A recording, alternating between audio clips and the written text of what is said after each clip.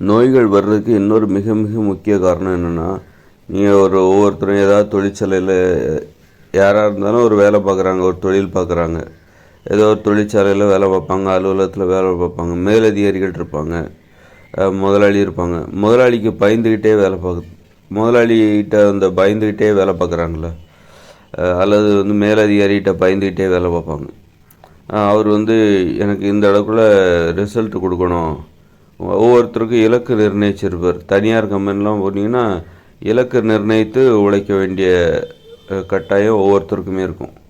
அது எல்லா இடத்துலையுமே சரி, அரசு அலுவலகமாக இருந்தாலும் சரி, மேலதிகாரிகளுக்கு பயந்து அந்த பயம் இருக்குது பார்த்தீங்களா, அது நோயை வரவழைச்சிரும்.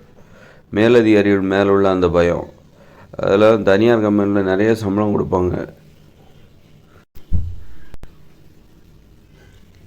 நிறைய சம்பளம் கொடுத்தாலும் ஒரு இலக்கு நிர்ணயித்து நீங்கள் இந்த அளவுக்கு எனக்கு கொடுத்தாகணும், ரிசல்ட்டு கொடுத்தாகணும் அப்படின்னு சொல்லிட்டு இந்த கீழே வேலை பார்க்குறவங்கள நல்ல வேலை வாங்குவாங்க, விரட்டி வேலை வாங்குவாங்க. அப்போது ஒரு பயம் இருக்குது பற்றி. இல்லைன்னா ஒழுங்காக அந்த இது கொடுக்கலன்னாக்கா அவங்க எதிர்பார்க்குற மாதிரி ஒரு இதை நம்ம கொடுக்கலை, ஒரு உற்பத்தியை கொடுக்கலை அப்படின்னா அவங்க வேலையை விட்டு அனுப்பிச்சிடுவாங்க. அப்போ அந்த பயம், அப்புறம் சக போட்டியாளரோட போட்டி போடுறது, இந்த உணர்வுலாம் நோயை வரவழைச்சிரும். இது ஒரு அழுத்தத்தை கொடுத்து அதுவே நோயை வரவழைச்சிரும்.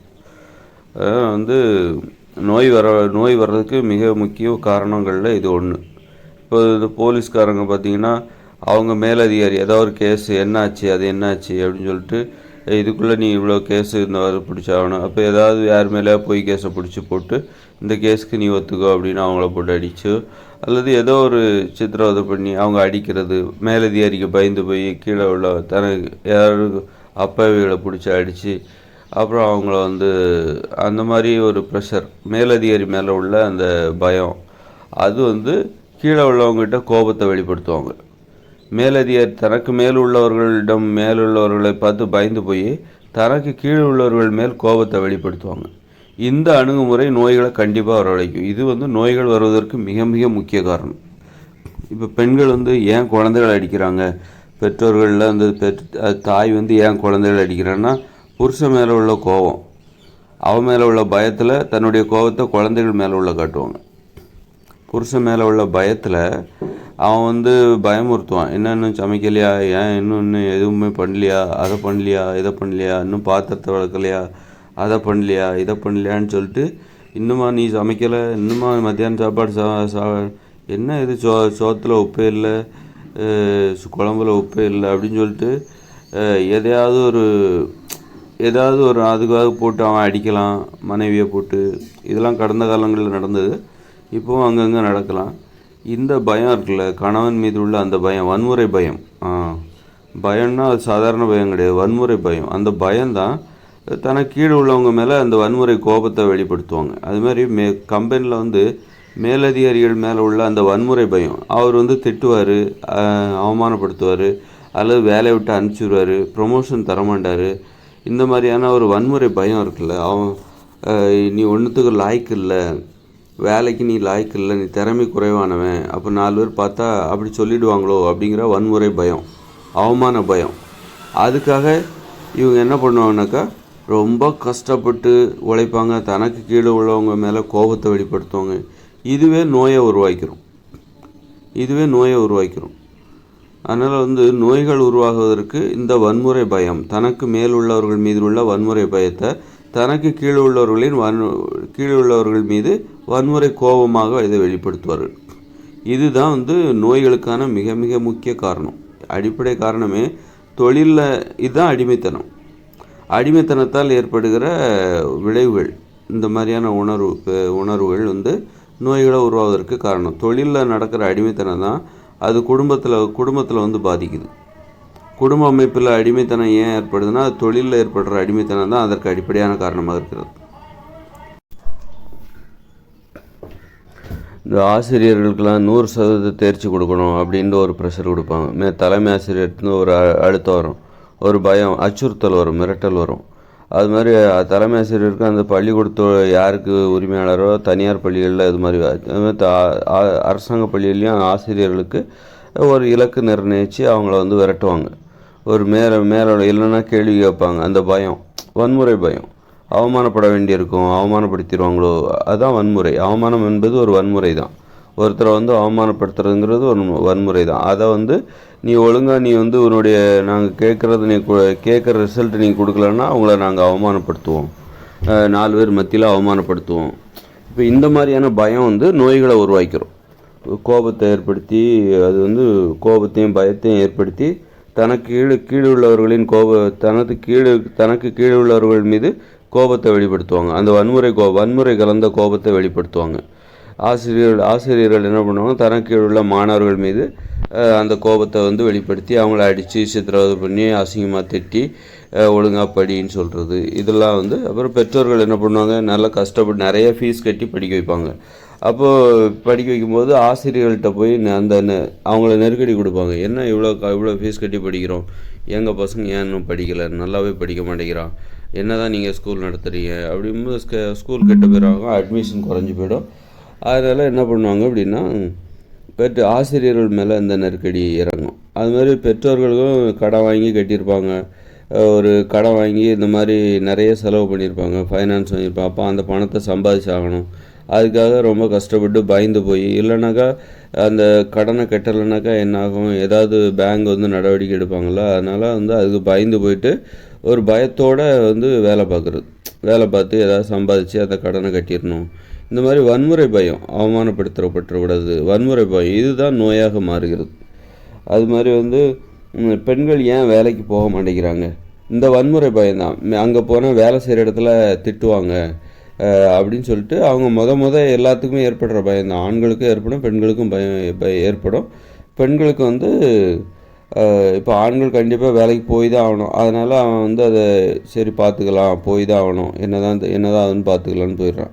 பெண்களுக்கு இன்னொரு ஆப்ஷன் கொடுக்குறாங்க, நீங்கள் வேலைக்கு போகணுங்கிற அவசியம் இல்லை அப்படிங்கிறனால அவங்க என்ன அப்போ நம்ம அந்த வேலைக்கு அந்த பயத்தில் என்ன பண்ணுறாங்க, அங்கே வேலைக்கு போகிற இடத்துல நம்மளை திட்டுவாங்க, அதனால் நமக்கு வேலைக்கு போகணுங்கிற அவசியம் இல்லை அப்படிங்கிற ஆப்ஷனை நம்ம தேர்ந்தெடுத்து வேலைக்கு போகாமலே இருந்துக்கலாம் அப்படின்னு சொல்லிட்டு அந்த வன்முறை பயம்தான் அது காரணம். அப்புறம் வீட்டில் அப்புறம் அவங்களுக்கு என்ன, நம்ம வேலைக்கு போகலை அப்படிங்கும்போது நம்ம மற்றவங்கள சுமையாக இருக்கோம், அல்லது ஒரு தாழ்வு மனப்பான்மை வந்துடுது வேலைக்கு போகலை அப்படிங்கும்போது.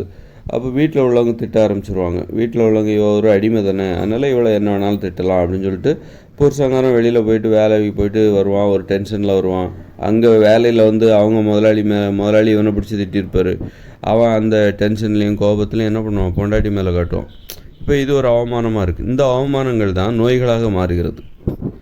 அதனால் நிறைய பேர் பார்த்திங்கன்னா இந்த வேலை செய்கிற இடத்துல மேலதிகாரிகள் மீது உள்ள பயத்தில் அடிக்கடி சிறுநீர் கழிக்கிற வழக்கம்லாம் ஏற்படும்.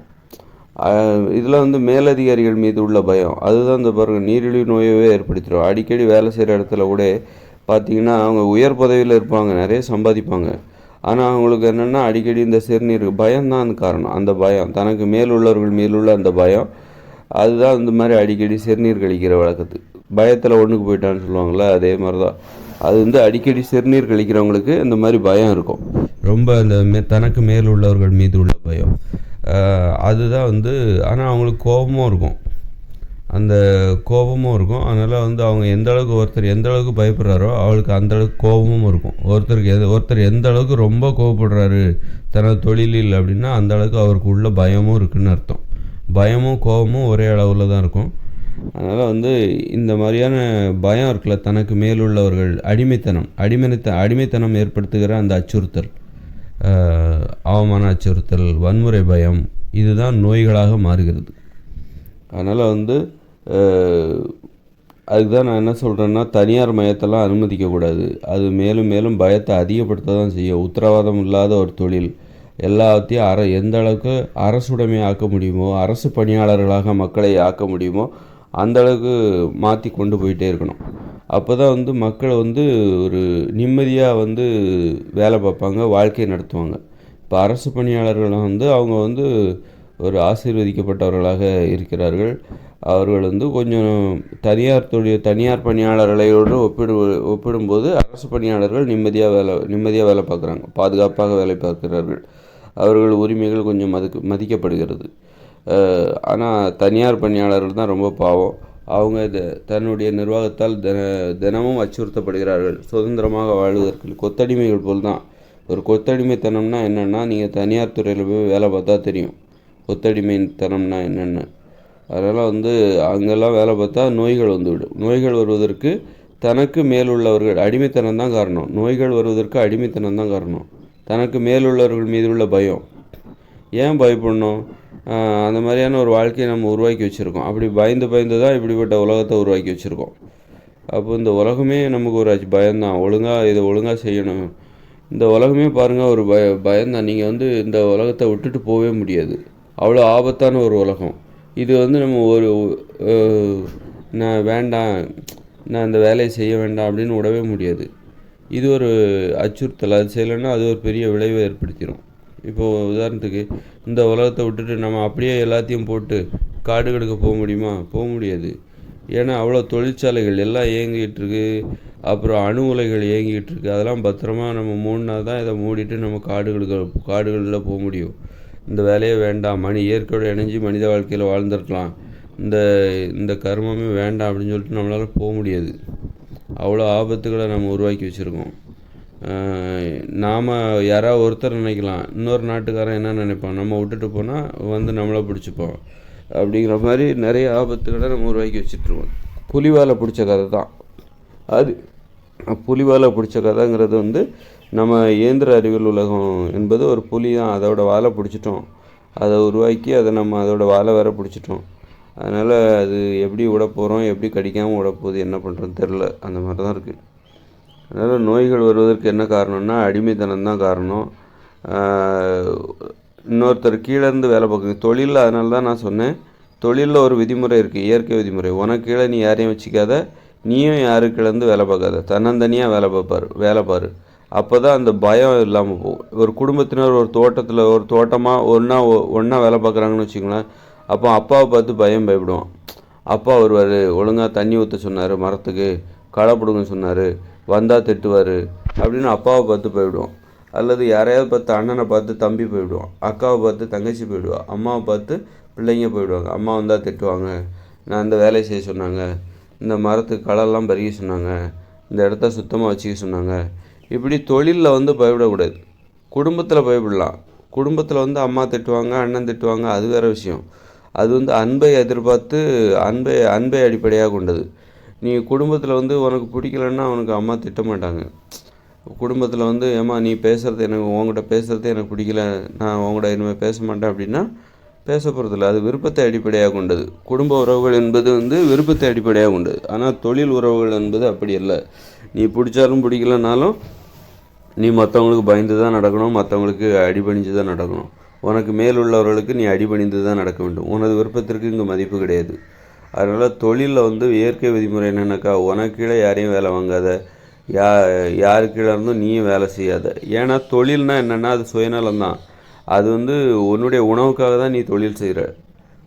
தொழிலின் அடிப்படை தேவை, தவிர்க்க முடியாத தேவை. நீ உன் தொழிலில் நீ வருமானம், நீ வேலை செஞ்சு சம்பாதிக்கிற அந்த வருமானத்தை வச்சுக்கிட்டு நீ ட்ரெஸ் வாங்காமல் இருக்கலாம், அல்லது வீடு கட்டாமல் இருக்கலாம்.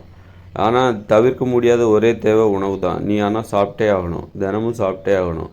நீ உன்னுடைய ஆடைகளை தவிர்த்து விடலைன்னா ஒரு வருஷத்துக்கு ஒரு வாட்டி கூட நீ ஆடை வாங்கிக்கலாம். ஆனால் மாதந்தோறும் நீ சம்பளம் வாங்குற. அந்த சம்பளத்தை வச்சுட்டு நீ எதை தினமும் வாங்குவ அப்படின்னா, எல்லா தேவைகளையும் எனக்கு தேவையில்லை, அது தேவையில்லை, இது தேவையில்லை அப்படின்னு சொல்லிட்டு எல்லா தேவைகளையும் புறக்கணிச்சிடலாம். ஆனால் ஒரே ஒரு தேவை மட்டும் நீ புறக்கணிக்க முடியாது, அது உணவு. உணவு நீ டெய்லி சாப்பிட்டு தான் ஆவ. அதனால் உணவு தேவை என்பது நீ அதனால் நம்ம வேலை செய்கிறதோட தவிர்க்க முடியாத தேவை என்பது என்னது? உணவு தான். உணவுக்காக தான் நம்ம வேலை செய்கிறோம். உணவுங்கிறது என்னது? நாம் சாப்பிட்றோம், நம்ம உடம்புக்கு நாம் சாப்பிட்றோம். இப்படி ஒவ்வொருத்தரும் வேலை செஞ்சு அவங்கவுங்க உடம்புக்கு அவங்கவுங்க சாப்பிட போகிறாங்க. அதனால் உணவு என்பது ஒரு சுயநலம் தான், நமது உடலுக்கான தேவை தான் அது.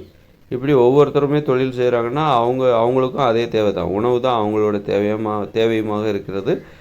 அந்த தேவை என்பது அவர்களது உடலுக்கான தேவை. அது சுயநலன், அவரவர் சுயநலம். அது சுயநலன், அவரவரது உடல் நலன்.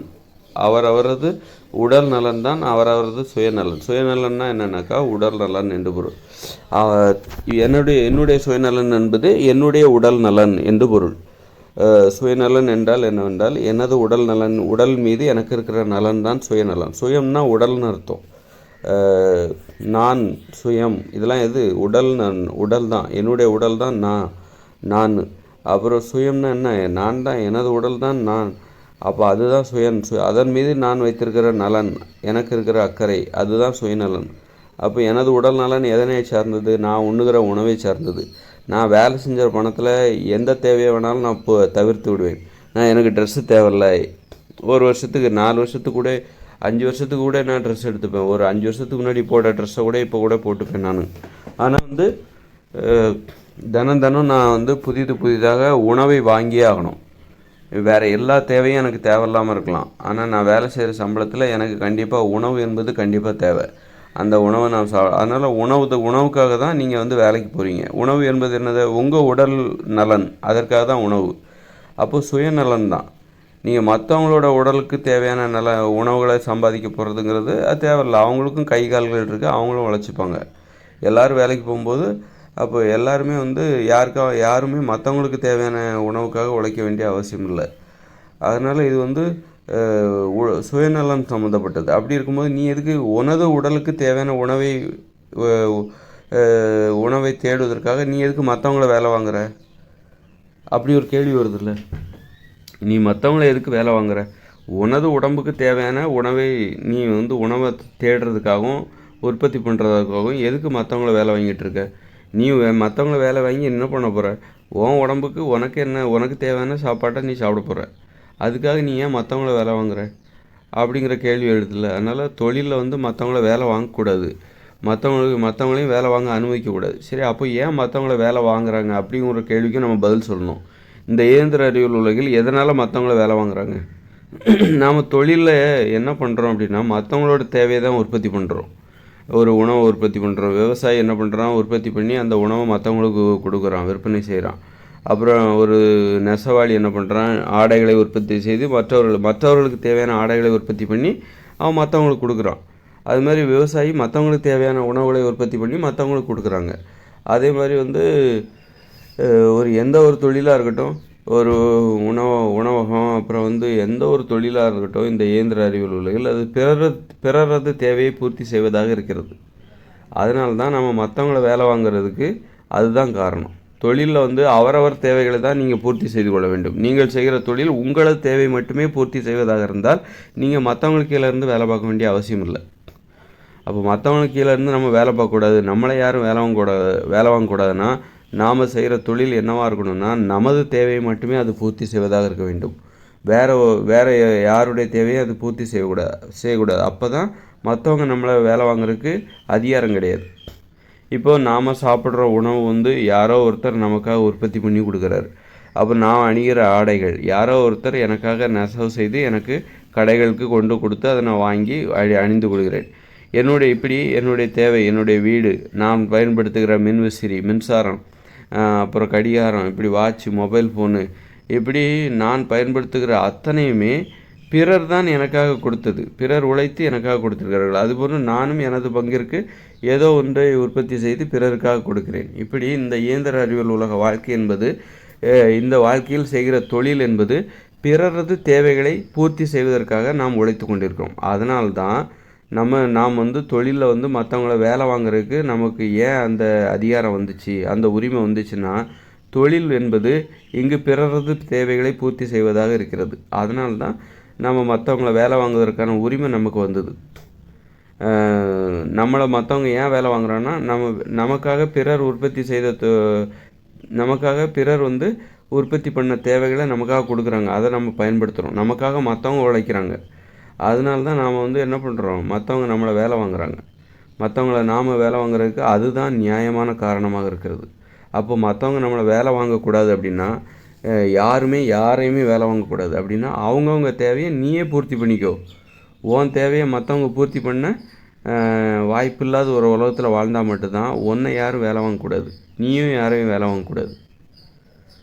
இன்றைக்கி எல்லாருமே பிறரது தேவையை பூர்த்தி செய்கிறதுக்காக தான் உழைச்சிட்ருக்காங்க.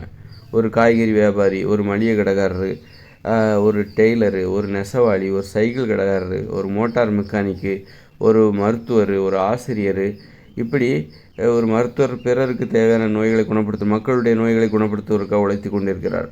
ஆசிரியர் என்ன பண்ணுறாரு, மக்களுக்கு தேவையான மாணாக்கர்களுக்கு தேவையான கல்வியை போதிப்பதற்காக அவர் உழைத்து கொண்டிருக்கிறார்.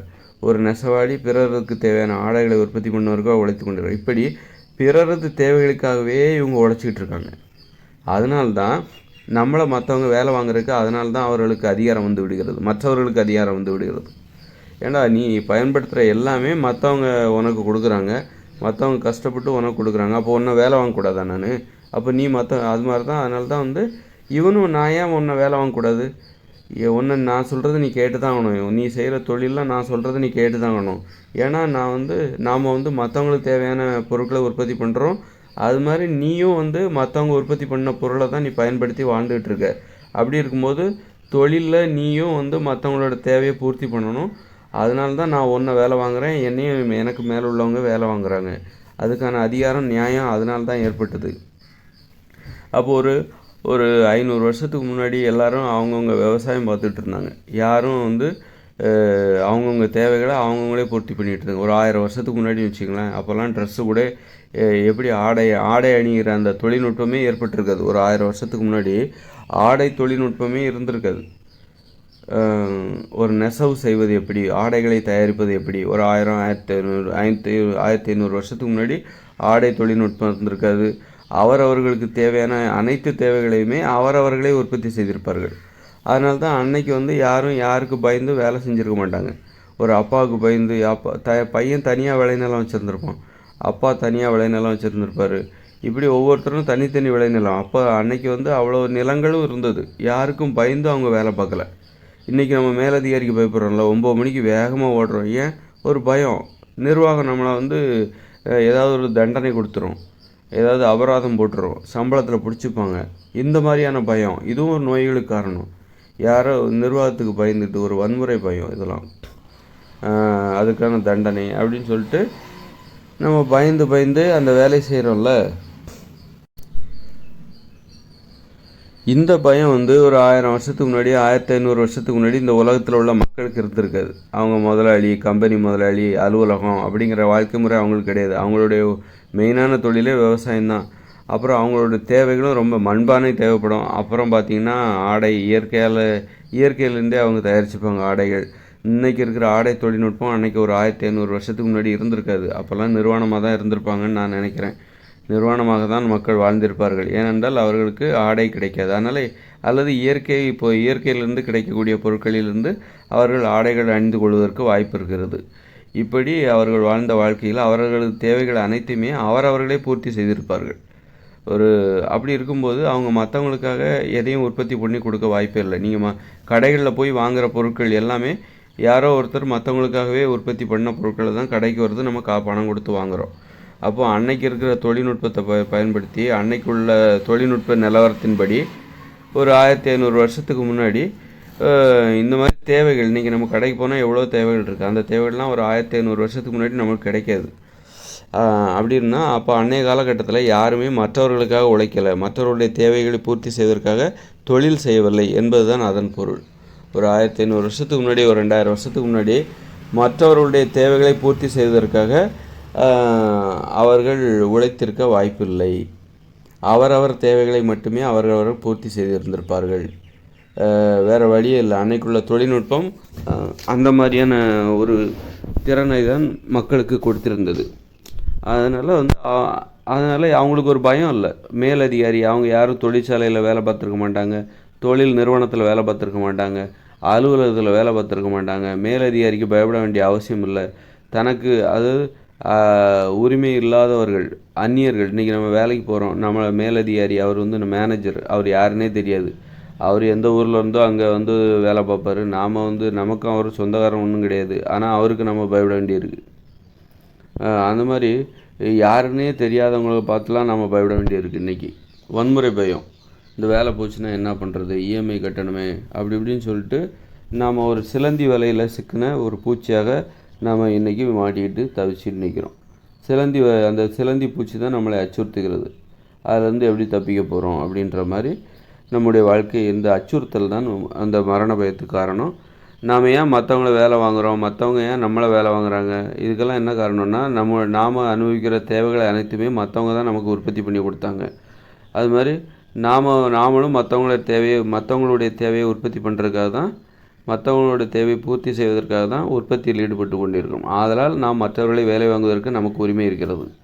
அதனால் மற்றவர்களும் நம்மை வேலை வாங்குவதற்கு நமக்கு உரிமை இருக்கிறது.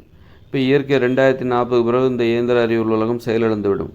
அப்புறம் மின்சாரம் கிடையாது, தொழிற்சாலை கிடையாது, எல்லா உற்பத்தியும் நின்று போயிடும். உலோக உற்பத்தி, அதாவது இந்த இரும்பு தயாரிப்பதற்கான இந்த மூலப்பொருட்கள், தாது பொருட்கள், எல்லா உற்பத்தியும் நின்று போயிடும். மின்சாரம் இல்லைன்னா எல்லா உற்பத்தியும் நின்றுடும். இந்த உலகமே செயலிழந்துடும். அப்படியே செயலிழந்துடும்.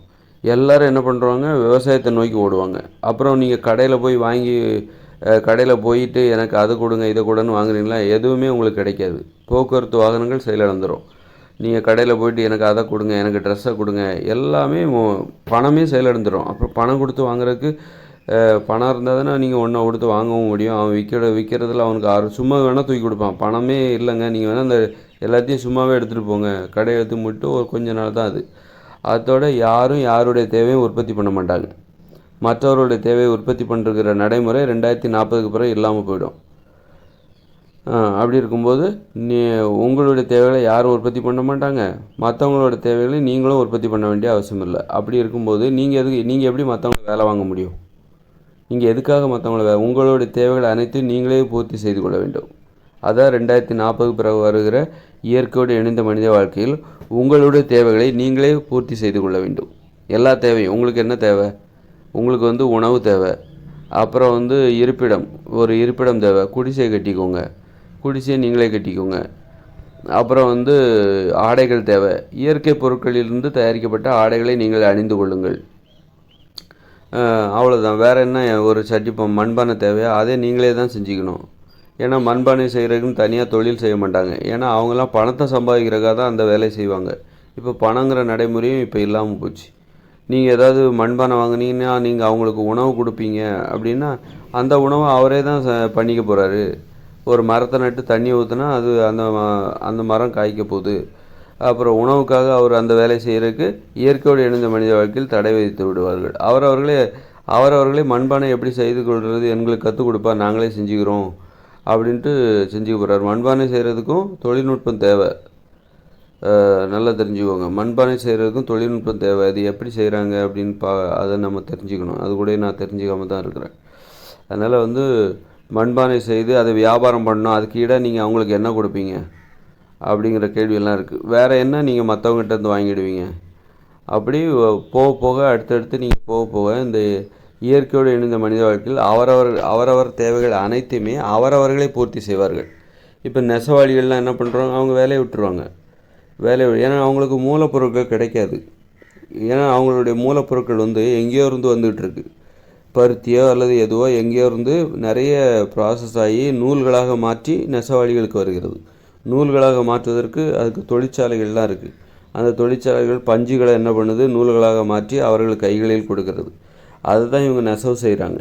இப்போ தொழிற்சாலைகள்லாம் முடங்கி போச்சுன்னா பஞ்சு உற்பத்தி பண்ணுறது எங்கேயோ உற்பத்தி பண்ணுவாங்க. அதை கொள்முதல் பண்ணி தொழிற்சாலைகள் நூல்களாக மாற்றுகிற அந்த தொழிற்சாலைகள் செயலிழந்துவிடும். அது மாதிரி பஞ்சு எங்கேயோ விளைய வச்சு அதை பணத்திற்காக விற்பனை செய்து இங்கே தொழிற்சாலைக்கு போவோம். அந்த பணங்கிறது செயலிழந்து போகிறதுனால அந்த விவசாயமும் செயலிழந்துடும், இந்த பஞ்சு உற்பத்தி தொழிற்சாலையும் செயலிழந்துடும். இப்படி எல்லாமே செயலிழந்து போயிடும். அதனால் வேறு வழியே இல்லாமல் அவரவர் தேவைகளை அவரவர்களே உற்பத்தி செய்து கொள்வார்கள். உணவு, ஆடை, இருப்பிடம் எல்லாவற்றையும் அவரவர்களே பூர்த்தி செய்து கொள்வார்கள். அப்போ எளிமையான வாழ்க்கை, வேறு வழி இல்லாமல் எளிமையான வாழ்க்கை வந்துவிடும். அப்போ நீங்கள் யாரும் இன்னொருத்தர் வேலை வாங்க முடியாது. நீ எதுக்கு என்ன வேலை வாங்குற, நான் எதுக்கு ஒன்றை வேலை வாங்கணும், எதுக்கு நீ என்ன எனக்காக நீ ஏதாவது உற்பத்தி பண்ணி கொடுக்குறியா, என்னுடைய தேவையை நீ உற்பத்தி பண்ணி எனக்காக என்னுடைய தேவைகளை நீ பூர்த்தி பண்ணுறியா? அப்படி எதுவும் இல்லைல்ல. அப்புறம் எதுக்கு நீ என்ன வேலை வாங்குற, நான் எதுக்கு ஒன்றை வேலை வாங்கணும்? நான் என்ன உன்னுடைய தேவையை பூர்த்தி பண்ணுறதுக்காக உழைச்சிட்ருக்கேன்? நான் எனது தேவைகளை பூர்த்தி பண்ணுறதுக்காக உழைச்சிட்ருக்கேன், நீ உனது தேவையை பூர்த்தி பண்ணுறதுக்காக உழைச்சிட்ருக்க. அதனால் நீ என்ன வேலை வாங்க வேண்டிய அவசியம் இல்லை, நானும் ஒன்றை வேலை வாங்க வேண்டிய அவசியம் இல்லை. நீ எனக்காக பயப்பட வேண்டிய அவசியம் இல்லை, நானும் உனக்கு பயப்பட வேண்டிய அவசியம் இல்லை.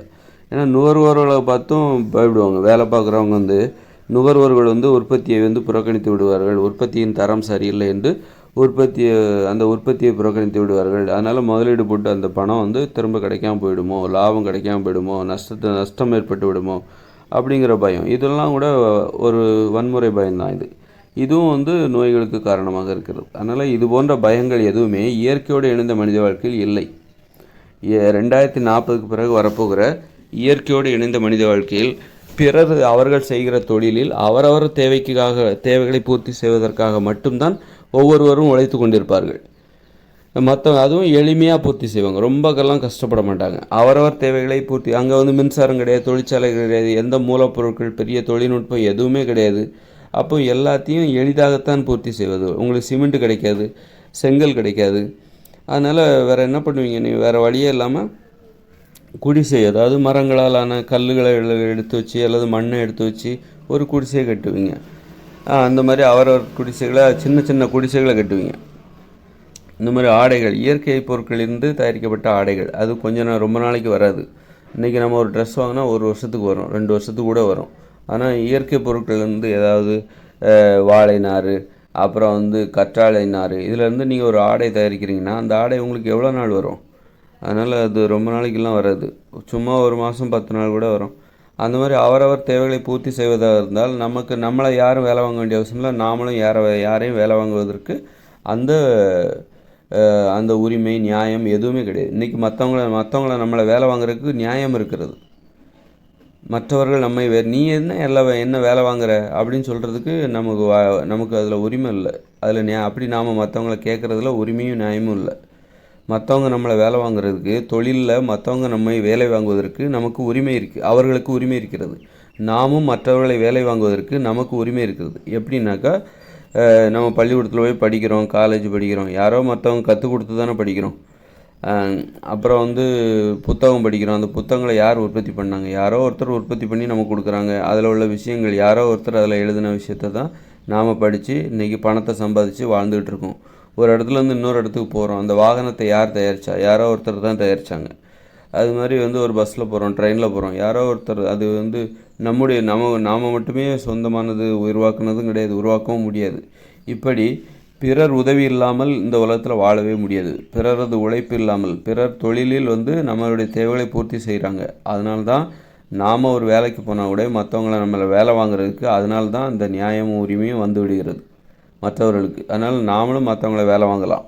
அப்படிங்கிறதுக்கு என்ன நியாயம்னா, நாமளும் மற்றவங்களோட தேவையை பூர்த்தி பண்ணுறோம். எல்லாருமே மற்றவர்களுடைய உழைப்பினால் வந்த தேவைகளை பூர்த்தி செய்து கொள்கிறார்கள். அப்படி இருக்கும்போது நாம் மற்றவர்களை வேலை வாங்குவதற்கும், நம்மை மற்றவர்கள் வேலை வாங்குவதற்கும் அதனால்தான் நியாயம் இருக்கிறது, உரிமை இருக்கிறது, அதிகாரம் இருக்கிறது மற்றவர்களுக்கு. அதனால் நம்ம மற்றவங்களுக்கு பயந்து தான் ஆகணும். நாம் இந்த மாதிரி சொகுசான வசதிகளுக்கு ஆசைப்பட்டோம்ல, காங்கிரீட் கட்டடம் எல்லாத்துக்கும் ஆசைப்பட்டோம்ல, ஆடைகளை அணியணும்னு ஆசைப்பட்டோம். அப்போ நம்ம மற்றவங்களுக்கு பயந்து தான் ஆகணும். பயந்து நமக்கு மேலுள்ளவர்கள், நமக்கு மேலதிகாரிகள், அவர்களுக்கு பயந்து, அவர்களின் அச்சுறுத்தலுக்கு பயந்து, அவர்களுக்கு பயந்து நம்ம வேலை செஞ்சு தான் ஆகணும். அதுவும் நாமளும் மற்றவங்கள பயமுறுத்தி அவங்கள வேலை வாங்கணும். அப்போ இந்த பயமுறுத்துதல் இருக்குல்ல, இந்த அச்சுறுத்தல் இருக்குல்ல, இதுதான் நோய்களுக்கு காரணம். நம்மளை இன்னொருத்தர் அச்சுறுத்துறான் பாருங்கள், அதுக்கு பயப்படுறோம் பாருங்கள், அதுதான் நோய்களுக்கே காரணம். நாம் இன்னொருத்தர் அச்சுறுத்துறோம் பாருங்கள், அதுதான் நோய்களுக்கு காரணம். நோய்கள் உருவாவதற்கு அதுதான் காரணம். ஏன்னா இந்த அச்சுறுத்தல் என்பது செயற்கையானது, நாம் ரொம்ப தற்காலிகமானது. இந்த அச்சுறுத்தலை ரொம்ப நாளைக்கு நம்மளால் தாங்கிக்க முடியாது. நீ அதுவும் படிப்பாது, மண்ணாவது, நீ அதுவும் தொழிற்சாலை, நான் இயற்கையோடு இணைஞ்சு வாழ போகிறேன், என்ன நீ ஏன் அடிமைப்படுத்துகிற? இது ஒரு சுயமரியாதை சம்மந்தப்பட்ட கேள்வி. என்ன நீ ஏன் அடிமைப்படுத்துகிற? நான் ஏன் உன்னை அடிமைப்படுத்தணும்? இதெல்லாம் அனுபவிக்கிறதுனால தானே இந்த வீடு, கட்டிடம், இந்த மாதிரி மின்சாரம், இதெல்லாம் பொருட்களை அனுபவிக்கிறதுனால தானே நீ என்ன அடிமைப்படுத்துகிற? நான் உன்னை அடிமைப்படுத்துகிறேன், எனக்கு இதெல்லாம் வேண்டாம், நான் காட்டுக்கு போகிறேன், என்னுடைய தேவைகளை நானே பூர்த்தி பண்ணிக்கிறேன். அப்போ நீ என்ன எப்படி அடிமைப்படுத்தலாம்? உனக்கு எப்படி அந்த உரிமை விடும் அப்படின்னு சொல்லிட்டு அந்த கேள்வி தான் இந்த 2040க்கு பிறகு இந்த உலகம் செயலிழந்து போவதற்கு அந்த கேள்வி தான் காரணம். அப்போ அந்த கேள்வியை எல்லாருமே கேட்குறாங்க. எதுக்கு கேள்வி கேட்குற? நீ எதுக்கு வேலையில் என்னை அவமானப்படுத்துகிற, பயமுறுத்துகிற? உனக்கு எதுக்கு நான் பயப்படணும்? நீ யாரா நீ அப்படின்னு சொல்லிட்டு ஒவ்வொருத்தரும் கேள்வி கேட்குறாங்க. ஒவ்வொருத்தரும் அவங்க மனசில் கேள்வி எழுகிறது. என்னத்துக்காக நீ என்ன அவமானப்படுத்துகிற? 4 பேர் முன்னாடி அவ்வளோ பெரிய ஆளா நீ? ஆ என்ன உரிமை வந்துச்சு என்னை அவமானப்படுத்துறதுக்கு? இந்த இந்த தேவைகளெல்லாம் அனுபவிக்கிறனால தானே உனக்கு அந்த அதிகாரம் வந்தது. நான் எதுக்கு 4 பேர்த்த வந்து திட்டிகிட்டு இருக்கணும்? 4 பேர்த்தோட வயிற்றெரிச்சலை நான் ஏன் கூட்டிக்கணும்? நான் எதுக்கு மற்றவங்கள அச்சுறுத்தி மற்றவங்களுக்கு நோய் வர்றதுக்கு நான் ஏன் காரணமாக இருக்கணும்? அப்படின்னு சொல்லிட்டு அந்த அந்த கேள்விகள் தான் இந்த அந்த அந்த சாபங்கள், அந்த கேள்விகள், அதுதான் வந்து அந்த கோபம்தான் 2040 இந்த இயந்திர அறிவியல் உலகம் செயலிழந்து போகிறதுக்கு காரணம். அதன் பிறகு வரப்போகிற இயற்கையோடு இணைந்த மனித வாழ்க்கை, அது வந்து இந்த கோபத்தினால்தான், இந்த அடிமைத்தனத்தினால் ஏற்பட்ட கோபம். நோய்களோடு அவஸ்தைப்படுறாங்களே, அந்த கோபம் எப்படிப்பட்டதுன்னா, இப்போ ஒரு அச்சுறுத்தல்ங்கிறது எந்த அளவுக்கு மோசமானதுன்னா, நீங்கள் மேலதிகாரிக்கு அச்சுறுத்தல், பயப்படுறீங்க, மேலதிகாரி திட்டுவார் அல்லது அவமானப்படுத்துவார் அல்லது வேலையை விட்டு அனுப்பிச்சிடுவார், அப்புறம் நாமளும் நமக்கு கீழே உள்ளவங்கள, அது வந்து எந்த அளவுக்கு மோசமானதுன்னா நோயே வந்து விடுகிறது. பயந்து பயந்து பயந்து பயந்து கடைசியில் நோயே வந்துருச்சு. நிறைய பேர் இந்த டார்ச்சரில் தற்கொலை பண்ணியிருக்காங்க. மேலதிகாரி டார்ச்சர் பண்ணுறாருன்னு சொல்லிட்டு எழுதி வச்சு தற்கொலை பண்ணவங்களும் இருக்காங்க, நிறைய பேர் அந்த மாதிரி. அப்புறம் நிறைய அச்சுறுத்தல்கள் சும்மா கிடையாது. இதில் வேறு இந்த லட்சணத்தில் வேறு ஆம்பளையும் பொம்பளையும் ஒரே இடத்துல வேலை பார்க்குற விட்டுருது. பெண்கள் தனியாக ஆண்கள் தனியாக வேலை வச்சா வேலை பார்த்தாங்கன்னு வச்சுக்கோங்களேன், இந்த அச்சுறுத்தல் குறைவாக இருக்கும், இன்னும் கொஞ்சம் ஒரு மென்மையானதாக மாற்றப்படும். ஆண்கள் தனியாக வேலை பார்க்கணும், பெண்கள் தனியாக வேலை பார்க்கணும். ஆண்கள் தனி தொழிற்சாலைகளிலும் பெண்கள் தனி தொழிற்சாலையிலும் வேலை பார்க்கணும். ஆண்கள் தனி அலுவலகம், பெண்கள் தனி அலுவலகம், பெண்களுக்கு தனி அலுவலகம், ஆண்களுக்கு தனி அலுவலகம், பெண்களுக்கு தனி பள்ளி கல்லூரிகள், ஆண்களுக்கு தனி பள்ளி கல்லூரிகள். அப்போ இந்த அவமானம் வந்து குறையும், இந்த அச்சுறுத்தல். இப்போ வந்து பெண்கள் மத்தியில் ஆண்கள் அவமானப்படுறாங்க, ஆண்கள் பெண்களும் ஒன்றா வேலை செய்கிறாங்க, வேலை செய்யும்போது ஓகே, வேலை செய்யலைன்னா மேலதிகாரி திட்டுறாரு, பெண்கள் மத்தியில் தான் ஆண்களையும் திட்டுவார், ஆண்கள் மத்தியில் தான் பெண்களையும் திட்டுவாங்க. இது இன்னும் பயத்தை ஏற்படுத்தும், இன்னும் இருக்கிற பயத்தை பல மடங்கு அதிகப்படுத்தும், கோபத்தை ஏற்படுத்தும், வன்முறை உணர்ச்சி, பழி உணர்ச்சி அதிகரிக்கும். இந்த வேலை செய்கிற இடத்துல வெறும் மேலதிகாரிகிட்ட மட்டும் கிடையாது, அந்த சக ஊழியர்களுடன் அவர்களுக்கு இருக்கிற ஒரு உறவுமுறை, ஒரு அரசியல், தொழில் அரசியல், இவரை பற்றி அவர் போட்டு கொடுக்கறது, அவரை பற்றி இவர் போட்டு கொடுக்கறது, அவரோட வளர்ச்சியை இவர் தடுக்கிறது, குழி தோன்றது, குழி பறிக்கிறது, இவரை முன்னேற விடாமல் பண்ணுறது, இவருக்கு பதவி உயர்வு கிடைக்க விடாமல் பண்ணுறது, அந்த மாதிரி காக்கா பிடிக்கிறது, இந்த மாதிரி பண்ணி இது இன்னும் பெரிய வன்முறை கோபத்தையும் பழி உணர்ச்சியும் ஏற்படுத்தி இதுவும் நோய்களுக்கு காரணமாகும். இந்த டென்ஷனும் நோய்களுக்கு காரணமாக இருக்கும். அப்போ இதெல்லாம் எதுக்கு எனக்கு அப்படின்னு எல்லாருமே கேள்வி கேட்குறாங்க. எல்லாருமே என்னென்னா, எதுக்கு இந்த இளவெல்லாம், இவ்வளோ தேவைகளுக்கு ஆசைப்பட்டனால தானே எனக்கு இது வேணும், வீடு வேணும், காங்கிரீட்டில் வீடு வேணும், ஆடைகள் அணியணும், விலை உயர்ந்த ஆடைகள் அணியணும், தங்க நகைகள் அணியணும் அப்படின்னு சொல்லிட்டு ஆசைப்பட்டதுனால தானே எனக்கு இவ்வளோ அவமானங்களும் இவ்வளோ நோய்களும். அந்த ஆசைக்கு கிடைச்ச பரிசை பாருங்கள், நோய்கள் எப்படி பாருங்கள். இந்த வேலையில் உள்ள டென்ஷன், சிறுநீரகம்லாம் செயலிழந்து போயிடும், அந்த அளவுக்கு ஒரு அடிக்கடி சிறுநீர் வரும். அந்த பயம், அந்த கோபம், பயம் எல்லாம் சேர்ந்து அடிக்கடி சிறுநீரகம் செயலிழந்து போயிடும், அடிக்கடி சிறுநீர் வரும். அப்புறம் வேறு என்ன நோயெல்லாம் இருக்கோ எல்லாமே வந்துடும். ஆஸ்மா வந்துடும், வீசிங் வந்துடும், புற்றுநோய் வந்துடும், அந்த அளவுக்கு. அப்போது இந்த அச்சுறுத்தலே இல்லாத ஒரு வாழ்க்கையை நம்ம வாழ்ந்தோன்னா எவ்வளோ அற்புதமான வாழ்க்கையாக இருக்கும் பாருங்க. ஆனால் நம்ம என்ன, காங்கிரீட் கட்டடத்தில் வசிக்க முடியாது, இந்த மாதிரி ஆடைகளை அணிய முடியாது, ஒரு குளிருக்கு போத்திக்க முடியாது, போத்திக்க போர்வை கிடைக்காது. ஆனால் வேறு வழிமுறைகளை நம்ம கையாளணும். இயற்கை பொருட்களிலிருந்தே நமது குளிரை தாங்கி கொள்கிற மாதிரியான ஆடைகளை தயாரிக்கணும், போர்வைகளை தயாரிக்கணும். ஆனால் குடிசையில் தான் வசிக்கணும், இந்த அளவுக்கு சொகுசாக தூங்க முடியாது. கொஞ்சம் பரவாயில்ல, ஒரு சுயமரியாதையோடையாவது இருப்போம்ல, ஒரு அவமானம் இல்லாமல், அச்சுறுத்தல் இல்லாமல். நான் உழைக்கலைன்னா உனக்கு என்னையா, நான் தானே சாக போகிறேன் அப்படிங்கிற மாதிரி கேள்வி வைக்கலாம்ல. நான் உழைக்கிறேன்னா நான் எனக்காக தான் உழைக்கிறேன், நான் உழைக்கலைன்னா நான் தான் சாக போகிறேன். அதனால் யாரும் என்னை வந்து மிரட்டவும் முடியாது, அச்சுறுத்தவும் முடியாது. நான் வேலை பார்க்கலன்னு நீ ஏன் கோவப்படுற? இந்த இயந்திர அறிவு ஒரு கம்பெனியில் வேலை பார்க்குறான், நான் வேலை பார்க்கலன்னு சொல்லிட்டு மேலதிகாரி பயங்கரமாக பிடிச்சி திட்டுவார். அப்படின்னா நீ ஏன் திட்டுற? ஏன்னா நம்ம வந்து மற்றவங்களோட தேவையை உற்பத்தி பண்ணுறதுக்காக உழைக்கிறோம், மற்றவங்க உற்பத்தி பண்ண தேவைகளை நாம் அனுபவிக்கிறோம். அதனால தானே நீ என்ன திட்டுற? இதெல்லாம் வேண்டாம், வா இயற்கையோட இணைந்த மனித வாழ்க்கைக்கு நான் போகிறேன், உங்கள் சங்காத்தமே எனக்கு வேண்டாம், இயந்திர அறிவியல் உலகமே எனக்கு வேண்டாம், நான் இயற்கையோடு இணைந்த மனித வாழ்க்கைக்குள்ளே போகிறேன் அங்கே வந்தால் என்னுடைய தேவைகளை நானே உற்பத்தி பண்ணிப்பேன். எனக்காக யாரும் என்னுடைய தேவைகளை உற்பத்தி பண்ண வேண்டிய தேவையில்லை. நானும் மற்றவங்க தேவையை உற்பத்தி பண்ண வேண்டிய தேவையில்லை. அப்படி இருக்கும்போது அப்போ நீ என்ன எப்படி திட்ட முடியும்? நான் எப்படி ஒன்றை திட்ட முடியும்? நான் உழைக்கலை, நான் சம்பாதிக்கலை, நான் சாப்பிடல. அங்கே சம்பாதிக்க முடியாது, உணவை தான் சம்பாதிக்க முடியும். நான் சாப்பிட்லன்னா நான் தானே சாப்பிட போகிறேன். அப்போ நீ என்ன ரொம்ப அச்சுறுத்த வேண்டிய அவசியம் இல்லை. நான் உழைக்கலை, தோட்டத்துக்கு போகல, விவசாயம் பண்ணலைன்னா நீ போயிட்டே இரு, உன் வேலையை பார்த்துட்டு நீ போயிட்டே இரு. நான் பட்டினி கிடந்தால் நான் வேலைக்கு போகலன்னா நான் தான் சாவ போகிறேன். நீ ஒன்றும் சாவ போகிறதில்ல, நீ உயிரோடு இருப்ப. அதனால் நீ வேலைக்கு போ, நீ உயிரோடு இரு. நீ என்ன அச்சுறுத்தாத, வேலைக்கு ஏன் போகல அப்படின்னு சொல்லிட்டு நீ என்ன கேட்க முடியாது. வேலைக்கு போகிறதும் போகாததும் என்னுடைய விருப்பம் அப்படின்ட்டு அந்த இயற்கையோடு இணைந்த மனித வாழ்க்கையில் இருக்காங்கள, அவங்க அந்த அளவுக்கு சொல்கிறதுக்கு அவங்களுக்கு உரிமை இருக்குது. அதில் நியாயம் இருக்குது. யாரும் அவங்கள டிஸ்டர்ப் பண்ண முடியாது. அவங்க வேலைக்கு போகிறதுங்கிறது அவங்க விருப்பம். அவங்க விருப்பப்பட்டு தான் அவங்க வேலைக்கு போகிறாங்க. யாரும் அச்சுறுத்துவது கிடையாது. வேலைக்கு வரலன்னா யாரும் அவர்களுக்கு அபராதம் விதிப்பது கிடையாது. அவங்க வேலைக்கு போனால் உயிரோடு இருக்க போகிறாங்க, வேலைக்கு போகலன்னா பசியால் சாவ போகிறாங்க. அதுதான் அச்சுறுத்தல். இயற்கையான அச்சுறுத்தல் என்னன்னாக்கா, நீங்கள் யாருக்கோ பயந்துக்கிட்டு மேலதிகாரி ஒன்று அச்சுறுத்துறாரு. ஆனால் இயற்கையோட இணைந்த மனித வாழ்க்கையில் அங்கேயும் ஒரு அச்சுறுத்தல் இருக்குது. என்னென்னா, நீ வேலைக்கு போகலன்னா, நீ ஒழுங்காக வேலை பார்க்கலன்னா உன்னால் நிறைய உணவுப் பொருட்களை உற்பத்தி பண்ண முடியாது. அப்போது உணவு பஞ்சம் ஏற்படும். அதனால் நீ சாப்பாடு இல்லாமல் செத்து போயிடுவ. சாப்பாடு இல்லாமல் உனக்கு ஊட்டச்சத்து இல்லாமல் உடல் மலிஞ்சு போயிடும், மெலிஞ்சு போயிடும். அதுதான் அச்சுறுத்தல். இதில் ஒன்றும் ஒரு அவமானம் இல்லைல்ல. எவனோ ஒருத்தன் நம்மளை ஏன்டா ஒழுங்காக வேலை செய்யலைன்னு கேட்குறதுக்கும், நீ ஒழுங்காக வேலை இயற்கையோடு இணைந்த மனித வாழ்க்கையில் நீ ஒழுங்காக வேலை செய்யலைன்னா உணவு உற்பத்தி பாதிக்கும். உன்னுடைய உணவுக்காக தான் நீ உழைக்க போகிற, உன்னுடைய தேவைகளுக்காக தான் நீ உழைக்க போகிற. மற்றவங்க தேவைகள் எதுக்காகவும் நீ உழைக்க போகிறதில்ல. அப்படி இருக்கும்போது நீ ஒழுங்காக உன் தோட்டத்துக்கு ஒழுங்காக போய் வேலை செய்யலை, மற்றவங்களாம் ஒழுங்காக வேலை செய்யும்போது நீ ஒழுங்காக வேலை செய்யலைன்னா உன்னுடைய உணவு தான் பற்றாக்குறை ஏற்படும். மற்றவங்ககிட்ட போய் நீ கையேந்தி நிற்கவும் முடியாது. உங்கள்கிட்ட சுயமரியாதை இருக்குது. நீ என்கிட்ட சாப்பாடு இல்லை, நான் வேலைக்கு போகல, அதனால் எனக்கு சாப்பாடு இல்லை, எனக்கு பழங்கள் கொடுங்க, காய்கறிகள் கொடுங்க, எனக்கு பசியாக இருக்குது அப்படின்னா ஒரு நாள் கொடுப்பாங்க, 2 நாள் கொடுப்பாங்க. ஏதாவது உடம்பு சரியில்லை அப்படின்னா உனக்கு கொடுப்பாங்க. நீ சும்மா சோம்பேறியாக, நாங்கள்லாம் வேலைக்கு போகிறோம், நீ மட்டும் வீட்டில் உட்காந்துட்டு குடிசையில் உட்காந்துட்டு நீ தூங்கிட்டு இருக்க, உனக்கு எதுக்கு நாங்கள் கொடுக்கணும்? நாங்கள் கொடுக்க தான் நீ சோம்பேறியாகவே இருக்க, நான் தர முடியாது அப்படின்னு சொல்லிவிடுவாங்க. அவங்க சொந்த குடும்பத்தினரே அப்படி சொல்லிவிடுவாங்க. ஆகா, என்னடா இது வம்பா போச்சு, வேலைக்கு போகலன்னா பட்டினி கிடந்தே செத்து போயிடுவோம் போலுக்க. இந்த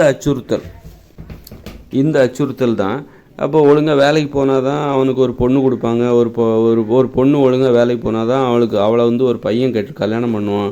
அவள் குடும்ப வாழ்க்கையில் ஈடுபட முடியும். ஆனால் அவள் அந்த குடும்ப வாழ்க்கையில் ஈடுபட முடியும். இல்லைன்னா யாரும் இந்த பொண்ணும் கிடைக்க மாட்டாங்க, பொண்ணுக்கு பையனும் கிடைக்க மாட்டாங்க. ஒரு குடும்ப வாழ்க்கையை ஈடுபட முடியாது. இதுதான் அச்சுறுத்தல். இயற்கையோடு இணைந்த மனித வாழ்க்கையில் அங்கேயும் அச்சுறுத்தல் இருக்குது, ஆனால் அவமானங்கள் இல்லை. அங்கேயும் ஒரு அச்சுறுத்தல் இருக்குது, ஆனால் ஒன்றும் நெருக்கடியெலாம் கிடையாது. அந்த அச்சுறுத்தல் அவர்களுக்கு நோய்களை வரவழைக்காது. ஆனால் இந்த இயந்திர அறிவியல் உலகம் என்பது யார் அச்சுறுத்துறாங்கன்னா மனுஷங்களை அச்சுறுத்துறாங்க. ஆனால் இயற்கையோடு இணைந்த மனித வாழ்க்கையில் அவர்களை அச்சுறுத்துவது, அவங்க ஒழுங்காக வேலை செய்யணும்னா அவர்களை அச்சுறுத்துவது எதுன்னா பசி, பட்டினி, வறுமை, உணவு பஞ்சம். இதுதான் அச்சுறுத்துமே தவிர யாரோ ஒரு தனி மனிதர் இன்னொருத்தரை அச்சுறுத்த மாட்டாங்க. ஏன்டா வேலை பார்க்கல, அந்த அளவுக்கு தைரியம் போச்சா, ஒழுங்காக வேலை பாரு, இல்லைனா வேலையை விட்டு அனுப்பிச்சிருவேன் அப்படின்னு சொல்கிறதுக்கு அங்கே வாய்ப்பு கிடையாது. இயற்கையோடு இணைந்த மனித வாழ்க்கையில் அப்படின்னு ஒருத்தர் யாரும் தனி மனிதர் இன்னொருத்தரை அச்சுறுத்த முடியாது, அவமானப்படுத்த முடியாது. ஏன் வேலைக்கு வரல அப்படின்னு சொல்லிட்டு யாரும். ஏன்னா எல்லாத்துக்கும் ஒவ்வொரு நிர்வாகம் 2 ஏக்கர் விளைநிலம் கொடுத்துருக்கு. நீ உன் விளைநிலத்தில் உற்பத்தி பண்ணி நீ ஊர் நிர்வாகத்துக்கு கொடுக்க வேண்டிய அவசியம் கிடையாது. உனக்கு உற்பத்தி பண்ணிக்கோ. உனக்காக 2 ஏக்கர் விளைநிலம் கொடுத்தாச்சு. உனக்கு தேவையான உணவுகளை நீ உற்பத்தி பண்ணிக்கோ. உற்பத்தி பண்ணிட்டு நீ சாப்பிடு. நீ சாப்பிட்டா நீ உயிர் வாழ போகிற. நீ ஒழுங்காக வேலை பார்த்தா உனக்கு சாப்பாடு கிடைக்கும். இல்லைன்னா நீ பட்டினியாக கிடப்ப. நீ உற்பத்தி பண்ணி உனக்கு உணவுகளை உற்பத்தி பண்ணி பக்கத்தில் உள்ளவங்களுக்கு கொடு, அவங்களுக்கு கொடு, இவங்களுக்கு கொடு, அவங்களும் உனக்கு தருவாங்க. மற்றவங்க எல்லோரும் உனக்கு யாருக்கெல்லாம் கொடுக்குறியோ அவங்களும் உனக்கு தருவாங்க. இப்படி பகிர்ந்து உண்டு மகிழ்ச்சியாக வாழ்ந்துவிடு. நீ வேலைக்கு போகலன்னா இங்கே யாரும் ஒன்றும் கேட்க போகிறது கிடையாது. நீ பிடிவாதமாக வீட்டில் இருக்குன்னு நினைக்கிற, இருந்துக்கோ. அதனால் யாரும் ஒன்றும் கேட்க மாட்டாங்க, யாரும் ஒன்றும் அச்சுறுத்த மாட்டாங்க, அவமானப்படுத்த மாட்டாங்க.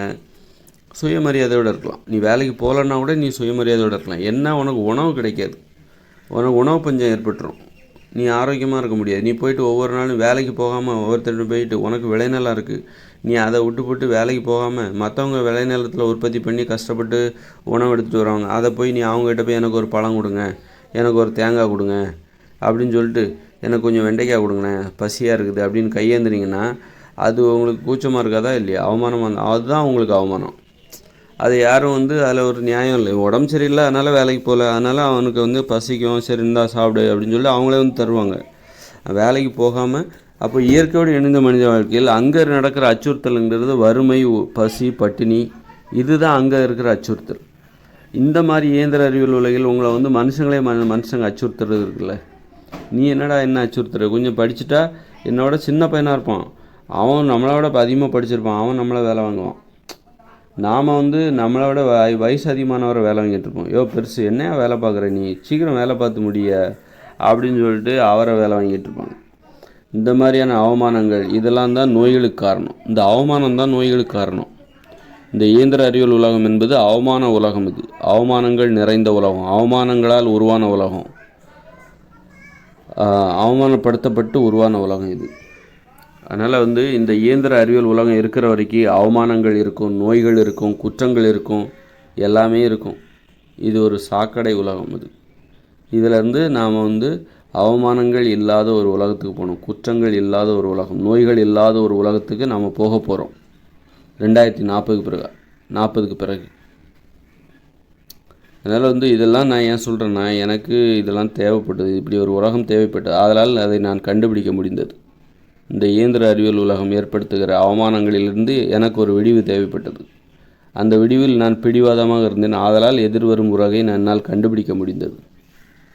அதுதான் சொல்கிறேன். எல்லோருக்கும் அது தேவையாகவும் இருக்கிறது, எனக்கு மட்டும் இல்லை, அது எல்லாருக்கும் தேவையாக இருக்கிறது என்பதை நான் கண்டுகொண்டேன்.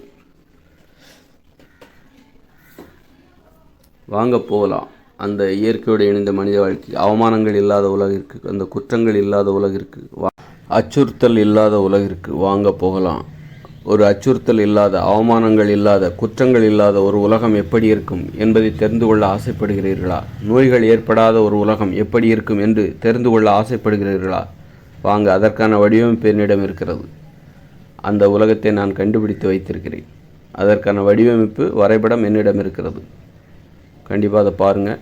அந்த உலகத்தில் வாழ்ந்தால் நீங்களே ஒத்துப்பீங்க. நீங்கள் அப்புறம் சொல்லுங்கள், இந்த உலகத்தில் வாழ்ந்தால் கண்டிப்பாக நோய்கள் வராது என்று நீங்கள் எனக்கு அந்த ஒப்புதலை கொடுங்க. பார்க்கலாம். நான் வடிவமைத்துள்ள அந்த உலகில் கண்டிப்பாக குற்றங்கள் நடைபெறாது, நோய்கள் இருக்காது, அச்சுறுத்தல்கள் இருக்காது, அவமானங்கள் இருக்காது. சமத்துவம் என்பது அங்கே எங்கே எல்லா இடத்துலையும் நிறைஞ்சிருக்கும். சமத்துவம்னா இந்த ஒரு உலகத்தில் தான் என்று நீங்கள் சொல்வீர்கள். கண்டிப்பாக வாங்க போகலாம் அந்த உலகத்திற்கு, இயற்கையோடு இணைந்த அந்த மனித உலகத்திற்கு.